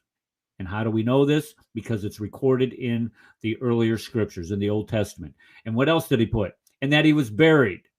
He was buried in a tomb he was buried in the tomb of Joseph Arimathea. This was a public tomb. This wasn't someplace where somebody would be confused about where he would be buried. And the women coming the next day to anoint, or on Sunday to come anoint the body. Oh, we don't know where he is. They're out there like Helen Keller, not knowing where he is. The fact is that they knew where he was. And that he was raised on the third day, according to the scriptures. I had a conversation the other night on Clubhouse. I spend too much time on Clubhouse. I don't know if you guys, it's just like addictive. But I was it was with Danny Davis. Danny Davis is the culprit. He drags you into this room. And I was in this room with a bunch of Israelites. Now, if you, I don't know, I didn't know what they were either, but it's very similar to the Black Hebrew Israelites. It's just they don't call them Hebrew Israelites. Oh, dude, you was in trouble. I know, and it was one of the most frustrating experiences that I'd ever had. But when we're sitting there going through, the scriptures and saying that Christ was crucified, and they start throwing out their evidence, and it was one of the most, I don't know, it was just to think that people, what's the word I'm looking for here? Everything begins and ends with race with them guys. And that's, I mean, it was talking about the Nicolaitans and a passage in, I think it was in Revelation 2, where it talks about, well, this one guy from Cyrene, or not Cyrene, from somewhere, was black. You'll see he's black. They're all black. And you get talking to people like that, and you can tell that there's such a heavy racial component in everything that they believe. It just, I don't know, it just makes you disgusted. Iron sharpening iron for you. Yeah, that's basically what it is. Okay. Okay, so we go back here, and that he would. Oh, that's what we were talking about. He was raised on the third day. This is what they didn't understand. That's what I was getting to. I'm sorry. That he was raised on the third day, and I tried to explain to him that the way that Jews reckon time is that the day begins at 6 p.m. So how did he spend 3 days if he was crucified on Friday, and then then he's in the tomb? That's Saturday. That's one day, and then Sunday. That's only 2 days. He's off. And then you explain to him it begins with 6 p.m. Friday evening. So if he is, if he's taken off the cross and put in this tomb at 5:59, that's Friday. And then he's there all day Saturday. And then he rises again Sunday morning. That's 3 days. Well, where do you get that? And I'm like, all of Jewish tradition, maybe? Well, we can't believe that. Wow. Okay. So they're Hebrew, but then, or Israelites, but they don't believe the Talmud that says that he died. No, wow. because they are not the true Israelites. That's how convenient. Position. How convenient. Yeah, it's exactly what it is. And they throw history out. It's sad. At least that part. For me, it is really sad to look at the depth of their scholarship like that. And it's all driven by the pigmentation of your skin. Okay, so he was raised on the third day, according to scriptures, and he appeared to Peter, and then to the 12, and then he appeared to more than 500 people. So here you have witnesses that are all over the place of the brothers and sisters at one time. And then he appeared to the brother of Christ, James, and to all of the apostles. Now, we're talking about apostles. Apostles just weren't the 12 disciples. This included several other people. So here you have this saying right here. This saying, this is 3 through 7. 3 through 7 is here. The verses 3 through 7. This is an early creedal statement. And the reason why it is an early creedal statement is because most people at this time were illiterate. And if you're preaching, there's like when you preach, like in the parables, you tell stories that people will remember. And here you have creeds, certain early creeds that people will remember because they can't read. And people like, let's put this back up here, Bart Ehrman, even Bart Ehrman, that God-hating fool himself, the most popular, may Allah be pleased with him, apologist for Islam, says that this creedal statement right here can be dated to within 1 year of the cross. So when we start talking about having all of their gospels are rich and much too late, people's memories were gone, this statement right here is written within 1 year. It began with 1 year of the cross. 1 year is how most scholarship is dating this thing. Let's just say it's even 5 years, for Pete's sake. You have all of these people are still alive. Why don't you go ask them what they saw? And that's the point of it. So when we start talking about, can we trust the idea, the story that Jesus was resurrected? And the answer is yes. Why? Because you have people here that were still alive. All you had to do was just go ask them. Now, when you were talking earlier about a different gospel, and we're going to get to that here in a second, but in order to find out what Paul did, how Paul knew this, look at what he did, writes here in Galatians. He says that then after 3 years, after he had his Damascus Road conversion, he went to Jerusalem to visit Peter and to get information from him. He stayed with him for 15 days, but I saw none other than also except James, the Lord's brother. Now think about this. If you are the brother of Jesus, and the whole time you're thinking he's a psychopath, you think he's crazy, but then you see him crucified, and then you see him resurrected, are you going to be a zealot for that faith? Knowing what he was like when you were growing up. Right.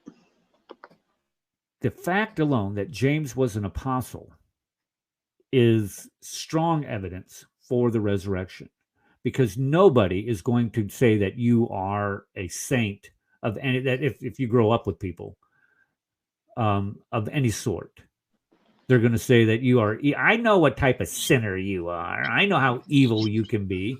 You know, ask my brother and sister. They know what an evil child I was. And there's no way that I could be a Messiah of anybody. But here you have James, the brother of Christ, who went out and boldly proclaimed the gospel message. May I, Eric? Yep. So you've got Peter that comes to Paul, and James. Right. And Paul goes to them. He goes to Jerusalem. Okay, they go to them. Okay, so he goes to two. Okay, the point is he goes to two witnesses. And Paul, being a Pharisee of the Pharisee, he knows the law.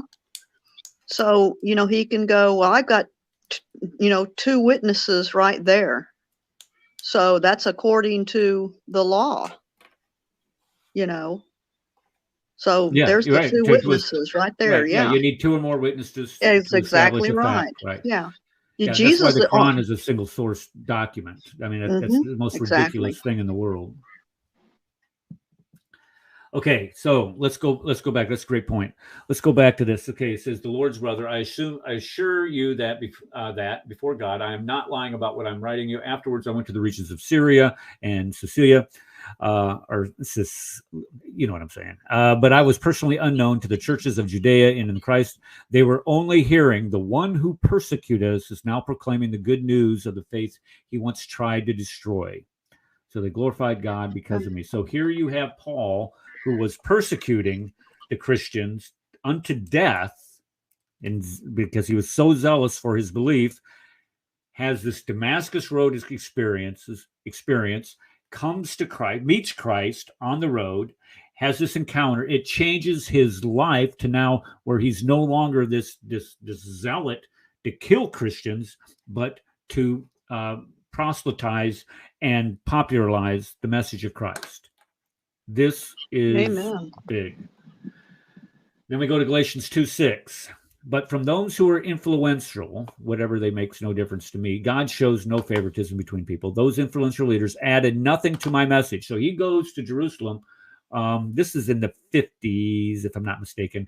He goes to Jerusalem and he asks them, added nothing to my message. On the contrary, when they saw that I was entrusted with the gospel to the uncircumcised, just as Peter was entrusted with the gospel to circumcised,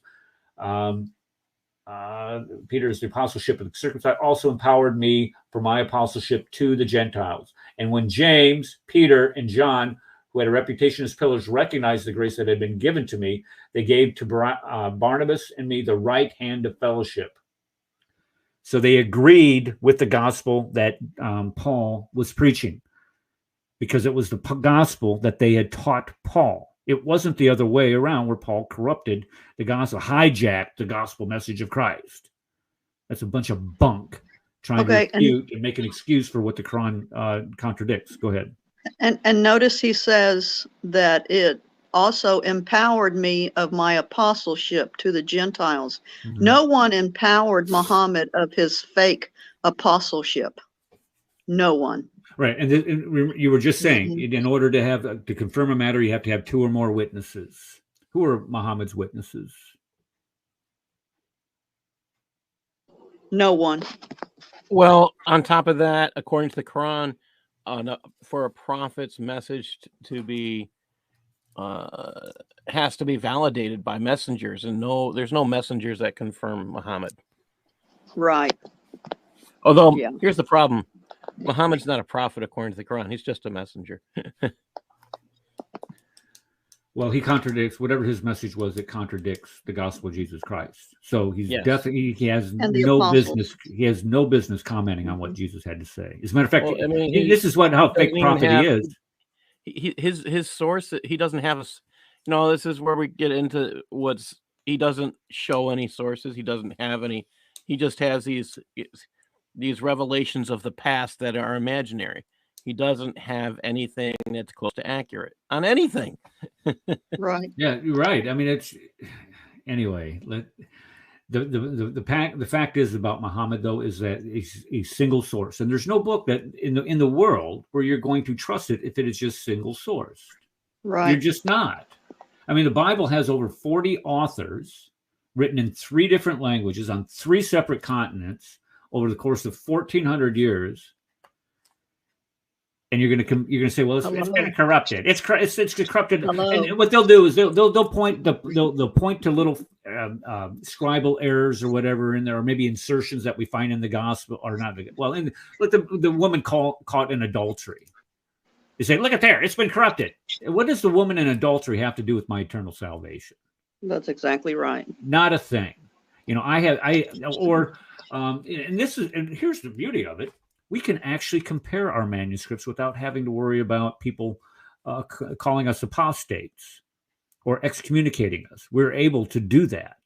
And this is why we're able to identify these things that are in the Bible that, for example, John 5:4. If you go to John 5:4, it talks about the pool of Siloam. Well, we know that there had to be at some point in time, somebody made a little scribal comment out in the margin saying, well, the reason why they were waiting for the pool to stir is because they believed that if you were the first one in the pool, that you would be healed. Well, that's why it's taken out of some of the subsequent translations. It's because we know it's not that John 5, the fourth verse in John chapter 5 was not in the earliest manuscripts. It was inserted at a later time. We're able to do this, but because we're able to do this and we point this out, then the Bible's corrupted. You can't trust the overall or arching message of it, which is bunk. It's just that leads you on the road to stupidity is what it does. It makes everybody else stupider, dumber. Okay, let's get back to this.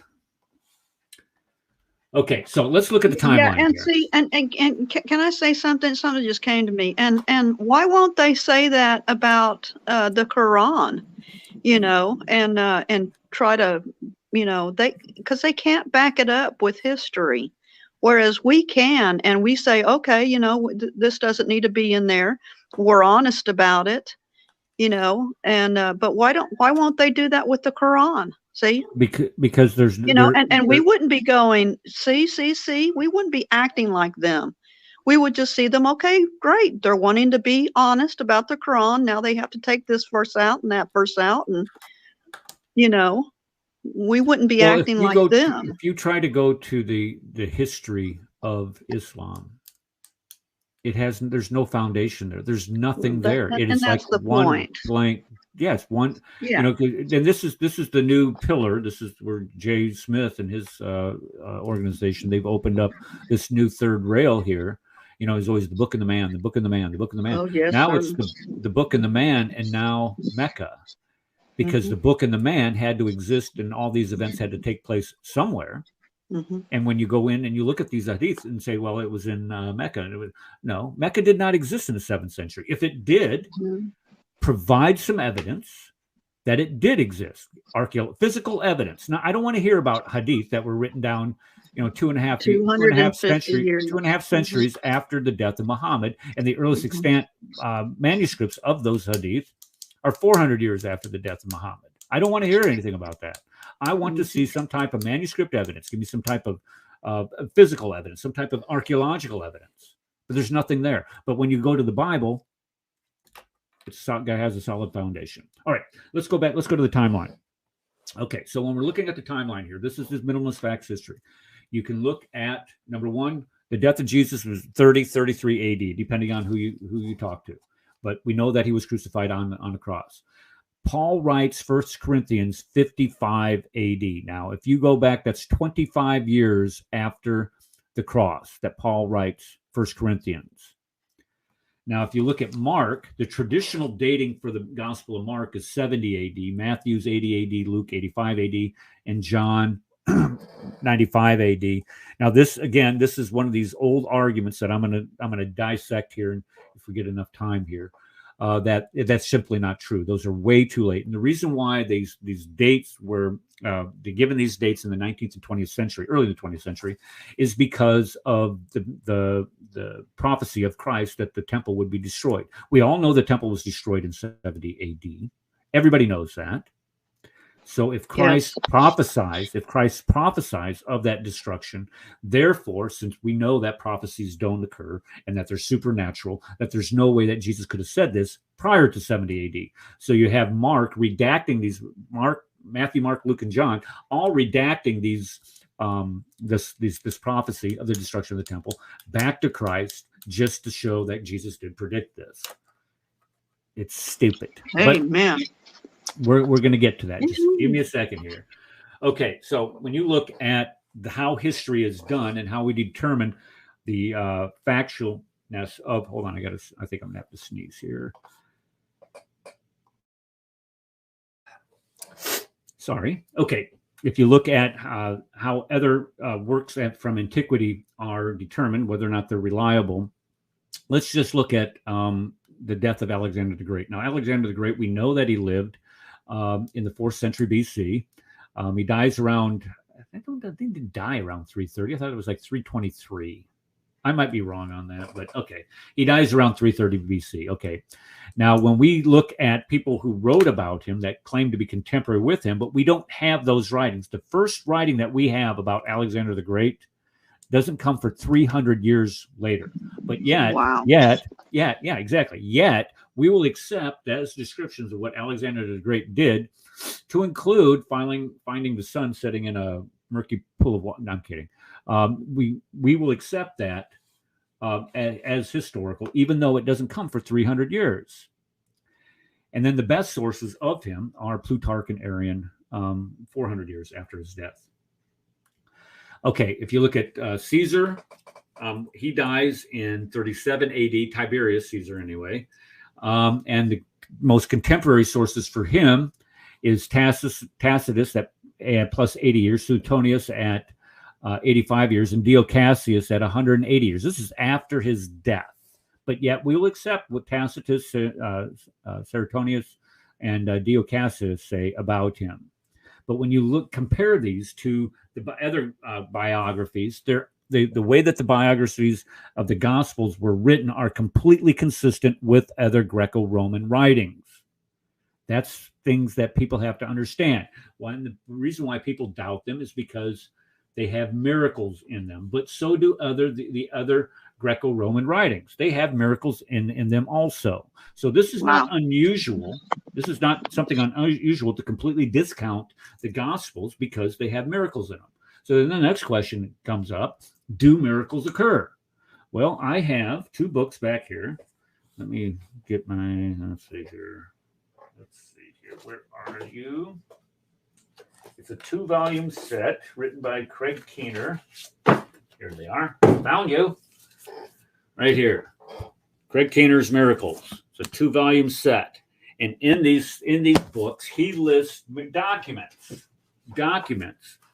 miracles that have occurred today within the last 100 years. People have an MRI. They go to church that night. People pray over them, or they have an MRI that says you got cancer. It's all over your body. People pray on them. Then they go the next day to have the surgery. It's all gone. People who have all kinds of other physical ailments, and people pray on them, and they go back to the doctor. It's all gone. No reason why it left, other than the fact that the body healed itself. Well, when we start talking about the biggest one is here we are. I recommend this for anybody. This, The Self Does Not Die. This is a book about near-death experiences. And when we start talking about cataloging near-death experiences, you're talking in the tens of thousands of experiences, people cataloging these experiences. So to say that miracles do not happen, what's that? Excellent. Yeah, to say that miracles do not occur today, which is just a supernatural, something outside the normal processes of what we would say that we find in nature, obviously is not well read into what the record clearly does demonstrate, that miracles do occur. And so when we start talking about are there validities to the gospel messages, even though they contain miracles? Yes, because miracles have always happened. God has always been involved in our spontaneous self-healing. There we go. Thanks, Marion. Okay, so Craig Keener, if you guys ever want to get this couple good books, there you have it. Okay, and then, of course, the New Testament is the right time and the right information. When we're talking about, does it marry up with what we find in history? Do these cities exist that are that are talked about in the New Testament? Are there people that with that? I mean, are these popular names of people in the New Testament at that time? And that all lines up perfectly. So when we look at Paul writing down 1 Corinthians. Now we know. Now here's something that we need to see here. This is a good part here. That he was in Corinth from 51 A.D. This is the most attested to date in the New Testament. Now here's the cool thing about that. There was a city leader who was in control of Corinth at that time, and we have the guy's name etched in stone there. We found that. Wow. I can't remember where they found that. But the fact of the matter is that they've confirmed that the person who was in charge of that city, or was the mayor of the city, or whatever he was, they found it in stone. And Paul writes that, or has that in the Corinthians. Let me see here. So when we look at Paul writing Corinthians, it's about 35. I'm sorry, the creedal statement in 1 Corinthians is around 35 AD maximum. That's plus 5 years after the cross. And then we know that Paul has his Damascus Road experience about 2 to 3 years after the cross. And then when we look at Galatians 1:16, when he met Jesus, then he goes to Arabia for 3 years. So this is 6 years later from the cross, he goes to Jerusalem. So this is about 36 AD in Jerusalem, meeting with James and Peter. So there's all of these things line up if you follow the Pauline epistles. If you go to Galatians, let's see here. So he spends 15 days with Peter, and this is the thing. If you're going to spend time with Peter, what are you going to talk about? Jesus, and him crucified. Yeah, you're and not raised talk, from the dead. Yeah, you're not going to be talking about how to, make what are them little Jewish porridge soup. Yeah, you're not going to talk about that. You're going to be talking about Christ, what he did. Amen. And then the book of Galatians of Christ is by grace we're saved. So what did you see? And you're going to ask, what did you see after the crucifixion? And James is also there. And, could you imagine being James meeting Christ after the crucifixion? I mean, could you imagine the astonishment? I mean, just... Yes. I don't know. I would like to have Steve with one of his body cams on there recording that. Well, I think it's no different than, a believer, because once I was born again, man, I was telling my family and everything. It was incredible, Right. This is what the gospel does. Exactly. Yes. Right. What the gospel does. Okay. Then you also look at what Peter did after he saw Jesus crucified. He goes back to fishing, and he denies him 3 times. But yet he was one of the chief apostles of Christ afterwards. Paul persecuted the church. So when we look at the history, when we start talking about history, here are guys, this is the criteria of embarrassment. These guys did some of the worst things that you could possibly imagine, but yet they turned out to be some of the best witnesses for Christ and spreading the gospel message than anybody else. Okay, so notice they added nothing to me. After he was out there for 14 years preaching this, he gets to the Jerusalem Council, and they added nothing to him, and they laid hands on him and Barnabas. So when we go back to that creedal argument that we were talking about, the reason why they think that it goes back to that is because it reads in the Greek stylistically, meaning it has a rhyme to it. So this is why they believe it was a creed. And okay, and I talked about this earlier, how when you teach an audience or a group of people that are normally illiterate, you use parables, you use creeds like this, things that are easy for them to memorize. And notice two doctrines, important doctrines here: death, deity, resurrection, and belief. They're all here. And if you go back to, if you're talking about Bart Ehrman, he puts it back to about a year and a half of the cross, that the early church, folks, this is important. The early church is teaching death, deity, and resurrection. This isn't something that your Shabir Ali says, well, this is something that formulated over a course of time. No, it didn't. Right. This was something that was being taught and practiced by the earliest Christians almost immediately after the death of Christ and the resurrection of Christ. This wasn't something that was a later development. It couldn't have been. Okay. It wasn't. Okay, let's get back to, here we go. All right. And then we're looking at the 11 critical sources for the crucifixion of Christ. Folks, when you start trying to establish a fact, if there is just one mention in history of an event occurring, you can consider that a historical fact. You can put that in a history book because you have this ancient first, you can say it's a primary, maybe a secondary source document attests to this. You can put it in a history book. But if you have two separate documents attesting to the same event, that thing is lock solid. If you have three, it's unimpeachable. You cannot impeach it unless you have some type of direct evidence that contradicts it, and that evidence has to clearly demonstrate and be predicated on evidence that also shows the veracity of that. So here, look at Ehrman says you got 11 sources. 11. Incredible. Yes, incredible. All right, sorry, Rad. Rad keeps dropping out. Okay, so when you look at these events, you have here it is. Okay, makes the event. Let's say many events from the ancient world make events certain. Two make it unimpeachable. Oh, it says two, according to this guy, or make it unimpeachable. Here you have 11. Thank you, Bart.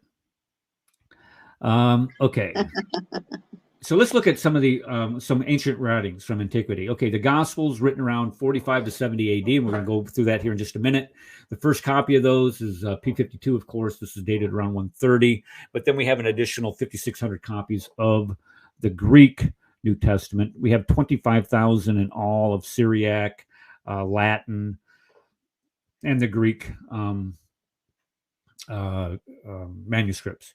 Now, if you look at Homer's written around 900 BC. Actually, it was an oral tradition, but it evolved to the point where it was written down. And the earliest one that we have of that is dated 400 BC. Now, that's 500 years after the fact.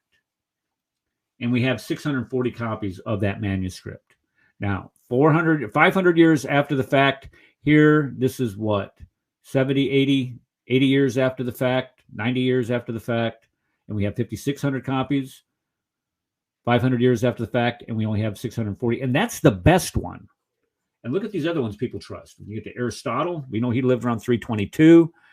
The earliest extant copy that we have is 1,400 years after his death, and we only have 49 copies of that. Tacitus, around 100 AD. You have, that's 1,000 years. We only have 20 copies. Suetonius, 150 AD. That's an 800 year period. You only have 8 copies. Herodotus, 450 BC. Look at that. 900 AD. And we know that Herodotus wrote the works that he did, but yet you have, what is that? 1,350 years. And we only have 8 copies. Plato, same thing. So when you look at the extant manuscript evidence that we have, we will trust all these authors over here that they wrote these things, but yet look at how much further, or how much what the difference is between the time that they were written to the time that we have the earliest copy, and then the number of copies. But yet, we're not going to doubt that Aristotle wrote the works that he did, or Plato wrote what he did, or Tacitus wrote what he did. Then why would we doubt the Gospels? Amen. So how do we know that the Gospels were written early? So this is from, what's this guy's name? J. Warner Wallace in Cold Case Christianity. He does a really good job of outlining the early dating of the Gospels. And what he does is he attacks this notion that the Gospels were written 50 to 70 years after the cross. Let's see. What is this? Cherokee Gypsy. Let me see what she's saying here. Professor Habermas intentionally used only the criteria of the liberal far left critical scholars in order to say that even the resurrection of Christ is historical. Yeah, that's exactly. He's using the evidence that they agree upon. And if you're using the evidence that this is Manny. Sorry, you use the evidence that your opponents agree upon, then you can beat them in an argument every single time. Okay, let's get back to this. I don't know why I'm having a hard time. Okay, so let's look at the New Testament. Number one, the most important event in Jewish history is the destruction of the temple. We know that the temple was destroyed in 70 AD. And there is no place in the New Testament, let me say this again, no place in the New Testament that talks about the destruction of the temple. So if you have the most historical event not being described in the New Testament, you could probably bet that the New Testament was written before the event occurred. Right. So when we look at, and this is it right here. This is why I keep saying that when Jesus prophesies of the destruction of the Jewish temple, this is why they're saying that the New Testament had to be written after, the gospel accounts had to be written after the destruction of the temple. But if they were written after the destruction of the temple, somebody somewhere along the lines would have mentioned the fact that the temple had been destroyed. So none of it mentions that. So let's look at the siege of Jerusalem. The siege of Jerusalem, before the temple was destroyed, began in 67 AD. Now, folks, that's 3 years that that place was destroyed. And if you look at the city itself, it was under assault. All kinds of buildings were being destroyed, making their way to because the Jews were holed up at the Temple Mount. They were holed up at the temple. And they kept falling back and falling back and falling back. And as they're falling back to the temple and more of the city is being destroyed, you can bet that the entire city of Jerusalem itself, mainly the old city, was destroyed also. So when we look at this document or the gospel message, it deals with the issue of suffering up to that point. It does not deal with the destruction of the temple. The New Testament, or I'm sorry, the Luke doesn't even talk about, when we look at Luke's gospel, he doesn't talk about the death of Paul or Peter. And we know that Paul and Peter were martyred in the city of Rome, Paul 64 AD, and Peter around 65 AD. So this has to predate Luke prior to 64 AD. So the Gospel of Luke has to be written prior to 64 AD. Right. Okay, so we get Paul. Okay, then Luke writes extensively about Paul and Peter in the book of Acts and features them prominently. So we know that the Gospel of Luke was written before the book of Acts. We know this because the Acts begins with, as I previously wrote to you. So if Peter and Paul are still alive in the book of Acts, and Peter and Paul died in 64 and 65 AD, that means that the Gospel of Luke was written earlier than the book of Acts. Before. So now you're, Yes. right. So you're backing the Gospel of Luke up even further than 64, 65 AD. And Luke says nothing about the death of James. You know, he went. You know, there are. You know, the martyrdom of Stephen is mentioned there, but James is the brother of Christ. You think that he would mention, if James had been killed, it would have been mentioned somewhere in the book of Acts or in the Gospel of Luke, and it's not mentioned in either of those places. So we're back to 62 A.D. And then Luke describes the death of Stephen and James, the brother of John. Now, I'm not sure when those are hard dates, but when we look at Stephen, Stephen is being martyred when Paul is Saul and he's persecuting the Jews. So we know that date was there. But notice, James, the brother of John. These guys, I don't want to say that they're insignificant people, but if you were writing this and Paul and Peter and James, the brother of Christ, are martyred, and you're going to mention Stephen and you're going to mention James, why aren't you mentioning those other ones unless they had not been martyred as of yet? So we know Luke's gospel predates the book of Acts because of what we find in the first verses of the book of Acts. And let's see here. So Paul quotes, listen here. Paul quotes Luke's gospel in his letter to Timothy. Now look at this. Paul appeared to be aware of Luke's gospel and wrote as though it was common knowledge around 63 through 64. And that's when we believe that Paul penned his letter to Timothy. So this means that the gospel of Luke has to predate this right here. And if the gospel of Luke predates this, and Paul seems to be very familiar with it and is quoting it, that means that it predates 63 and 64.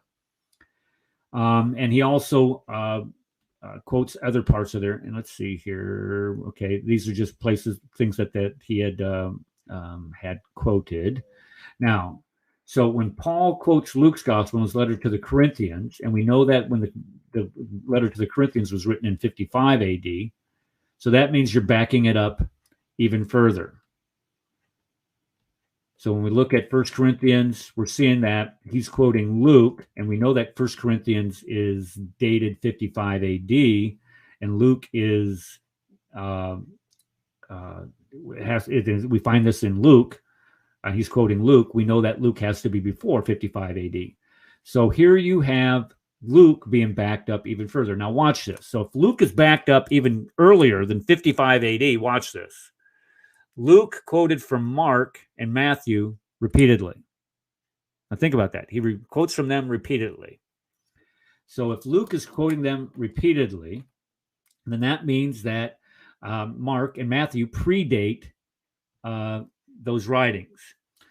Okay, so 350 verses from Mark appear in Luke's gospel, 200 verses of Matthew appear in Luke's gospel. So these passages are in Luke's gospel that predates 55 AD. Are you following the timeline here? This is astonishing stuff. If you follow the timeline, okay? So if you have 1 Corinthians written 55 AD and it's quoting from the Gospel of Luke, then that means the Gospel of Luke is before 55 AD. And then if you have the Gospel of Luke quoting heavily from Matthew and Mark, which were in circulation at that time, and it takes time for that scripture to get out there and to get into circulation. Now you're even backing Mark and Matthew up even earlier to that. And some people are backing Mark up to 45 AD. So the bottom line is we know the Gospels were written early, and the Gospel accounts preach death, deity, and resurrection. And when we look at the number of manuscripts that we have today, it just makes it a slam dunk. Now, I want to do one more thing before we check out today. I want to read a passage. Let me go ahead and close this out. I want to read a passage from the Gospel of John, and I've done this several times, so this is nothing new. You don't need to get out your pens and act like I'm a wizard of smart here, because I'm not. If you go to Gospel of John, chapter 5. I can testify. Thanks, Rad. Okay, go to chapter 5, John, the Gospel of John, chapter 5. And it says, beginning in verse 2, it says, "Now there is in Jerusalem near the sheep gate a pool, which in Aramaic is called Bethesda, and which is surrounded by 5 covered colonnades." So here you have John writing his gospel, and he says, now, let me read that again. Now there is in Jerusalem a colonnade. Now, the Pool of Bethesda, if you get out a map, it's like right across the street from the Jewish temple. Now, remember what I said about Jerusalem being almost completely destroyed by the Romans during their siege of the Jewish temple, and then the temple being completely destroyed in 70 AD. So if you look and see how, and plus they did it in different, they had different walls. And the Pool of Bethesda is like in the last, inside the gates of the last wall. So this would have been the last thing that would have been completely destroyed by the Romans. So if John is writing in John chapter 5, verse 2, saying, now there is these colonnades by the Pool of Bethesda, and he's writing this, how can he be writing this after 70 AD? If there is now in Jerusalem these colonnades? He can't. So we know John, which is, most people agree that he was the last gospel to be written, had to be written before 70 AD. So the shtick that the gospels were late is a lie. And it's been told. Is a lie. Is a farce. Is a lie, and it's been told for over 100 years, or was told for over 100 years. But Gary Habermas, as I said, does a great job in his minimalist facts theory presentation. I would highly encourage anybody to get up on YouTube and watch that, because he does a lot better job than I could ever hope to do. But when you look at what's his channel? I don't know. I was looking at, I think he has his own website. I don't know if he has his own YouTube channel. Write his name in the chat, if you please. Gary Habermas, audiobooks, subscribe. Wow. He only has 3,000 subscribers. That's scary. We have the less road traveled, Yeah. Oh my gosh. There was many, you'd think after as many books as this guy has written. Holy cow. So let me jump back over here now. Let me paste this into chat so people can go find his YouTube channel. Uh-oh, I got the Wheel of Death here. Why do we have the Wheel of Death? Okay. And here's his name. Gary Habermas. There we go. Okay, so there's Gary's name. I would highly encourage you to get over there and watch his videos on this. And he himself does some other things about the early dating of the Gospels itself, and he makes a comparison of other works from antiquity and how you can trust the Gospels as far as their authenticity. And what, because we're the biggest argument that we always hear is the gospel's been corrupted. Here, let me show you in 1 John where they had the Trinities. You see, we can't trust the gospels. No, you can trust the gospels. You're only saying that it's because you can't trust the Quran. You can't trust the Quran because, number one, it has a Sumerian. You have a Sumerian helping Aaron build the golden calf at Mount Sinai when Samaria was a region for 700 years.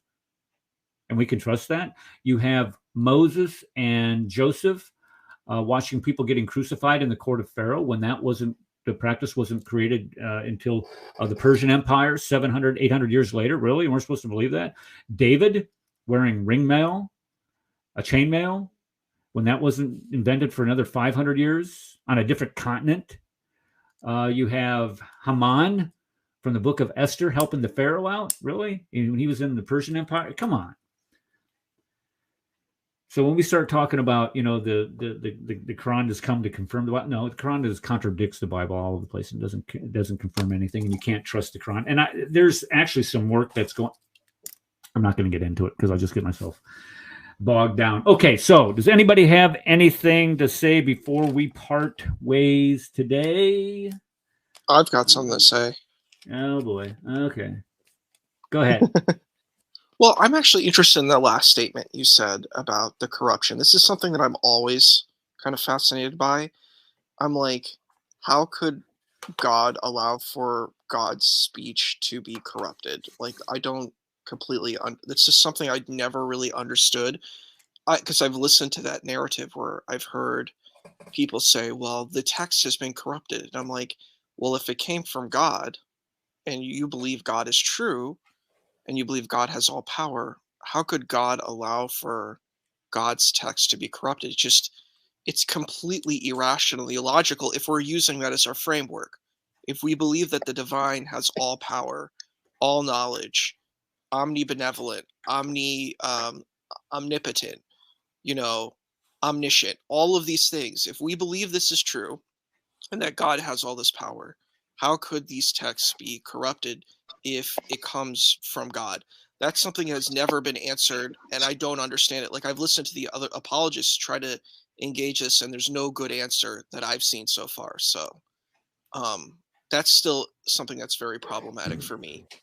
Well, I believe that there are scribal errors in the New Testament. I believe that there are variants in the New Testament because the New Testament, number one, we have to remember how the New Testament came into existence. It did not come into existence on some methodical process. This was where people were getting a letter. Okay, John just wrote this epistle to this church. Paul just wrote this epistle to this church, and people were getting those letters and they were copying them. And in the course of copying those letters, people do make mistakes. There's no doubt about that. People do make mistakes. And are some people more careful than others? Secondly, they were written on papyrus in a lot of ways because that was the only available source that they could write on because it was cheap. And the majority of the people, that the Christians didn't have any money. And number three, they were persecuted, and a lot of their texts, a lot of their manuscripts, a lot of their scripture was destroyed by the Roman Empire. But the fact is that the overall arching message of the gospel, the deity of Christ, the crucifixion of Christ, the resurrection of Christ, and that crucifixion serving as a sacrificial atonement for our sins, that is you cannot cause so much corruption to change the overall arching message. You can have variants. You could have Paul written as Cephas. You could have John spelled a different way. You could have word orders mixed up. You could have a couple additions here, a couple deletions here. You could have all of these things, but you're not going to corrupt it to the point where you're going to have any viable or meaningful changes to it. And this is one of the greatest challenges that you could have somebody if they challenge you. Hey, the Bible's been corrupted. Okay, show me where, when, by who, and what's been corrupted. What has changed? The 99.75% of the variants that we have in the Bible are inconsequential. They have no impact on the meaning of the text or the validity of the text. Now, there are a couple in there, women caught in adultery. You go to 1 John about the Trinity. There are some in there that, okay, they shouldn't be there, or you can make an argument against them being in there because of the earliest manuscripts that we have. But the fact is that you cannot change the death of Christ on a cross in Jerusalem. You cannot change the fact that he did die for our sins. And this is what they're so desperate to do. Why? Because 4157 denies that. The very one thing that saves us from an eternity hell, Muhammad denied. And when you try to point that out, you're called all kinds of names. You saw Steve today, the reaction that he got from Muslims about Jesus, daring to say that Jesus is the Son of God, and he loves you, and that he died for your sins. Look at the reaction, and look at the type of actions that ideology causes people. It's. So you've just so if you're listening and you've been a follower of Muhammad and his God Allah, and you've heard this, it's time to give your life to Christ. I mean, this is justification for you to leave Islam and to follow Jesus. Amen. Amen. Couldn't have said it better. Thank you, Darcy. All right, folks, we're going to pop smoke for the day. We'll be back here Tuesday at 5 p.m. Central Standard Time. Unless anybody else has anything to add to anybody? I saw Darcy just came up on mic. Did you have anything you wanted to add, Darcy? Like, share, subscribe, and ring that bell. Oh my gosh, you're my new promoter. Yes. Okay, folks, like, share, subscribe, ring the bell for notifications. We're here all the time. We're like luggage. We just don't go away. Yeah. Come hang out at Clubhouse. Say that again? I said, come hang out at Clubhouse. That's like my new addiction. If you have time, go see the Kufar Phobia. What's your channel over there? He's Critical Thinker. Critical Thinker. Critical Thinker. My club is Dissecting Quran. Okay. Darcy was in both of my rooms that I opened up yesterday that no Muslims came to.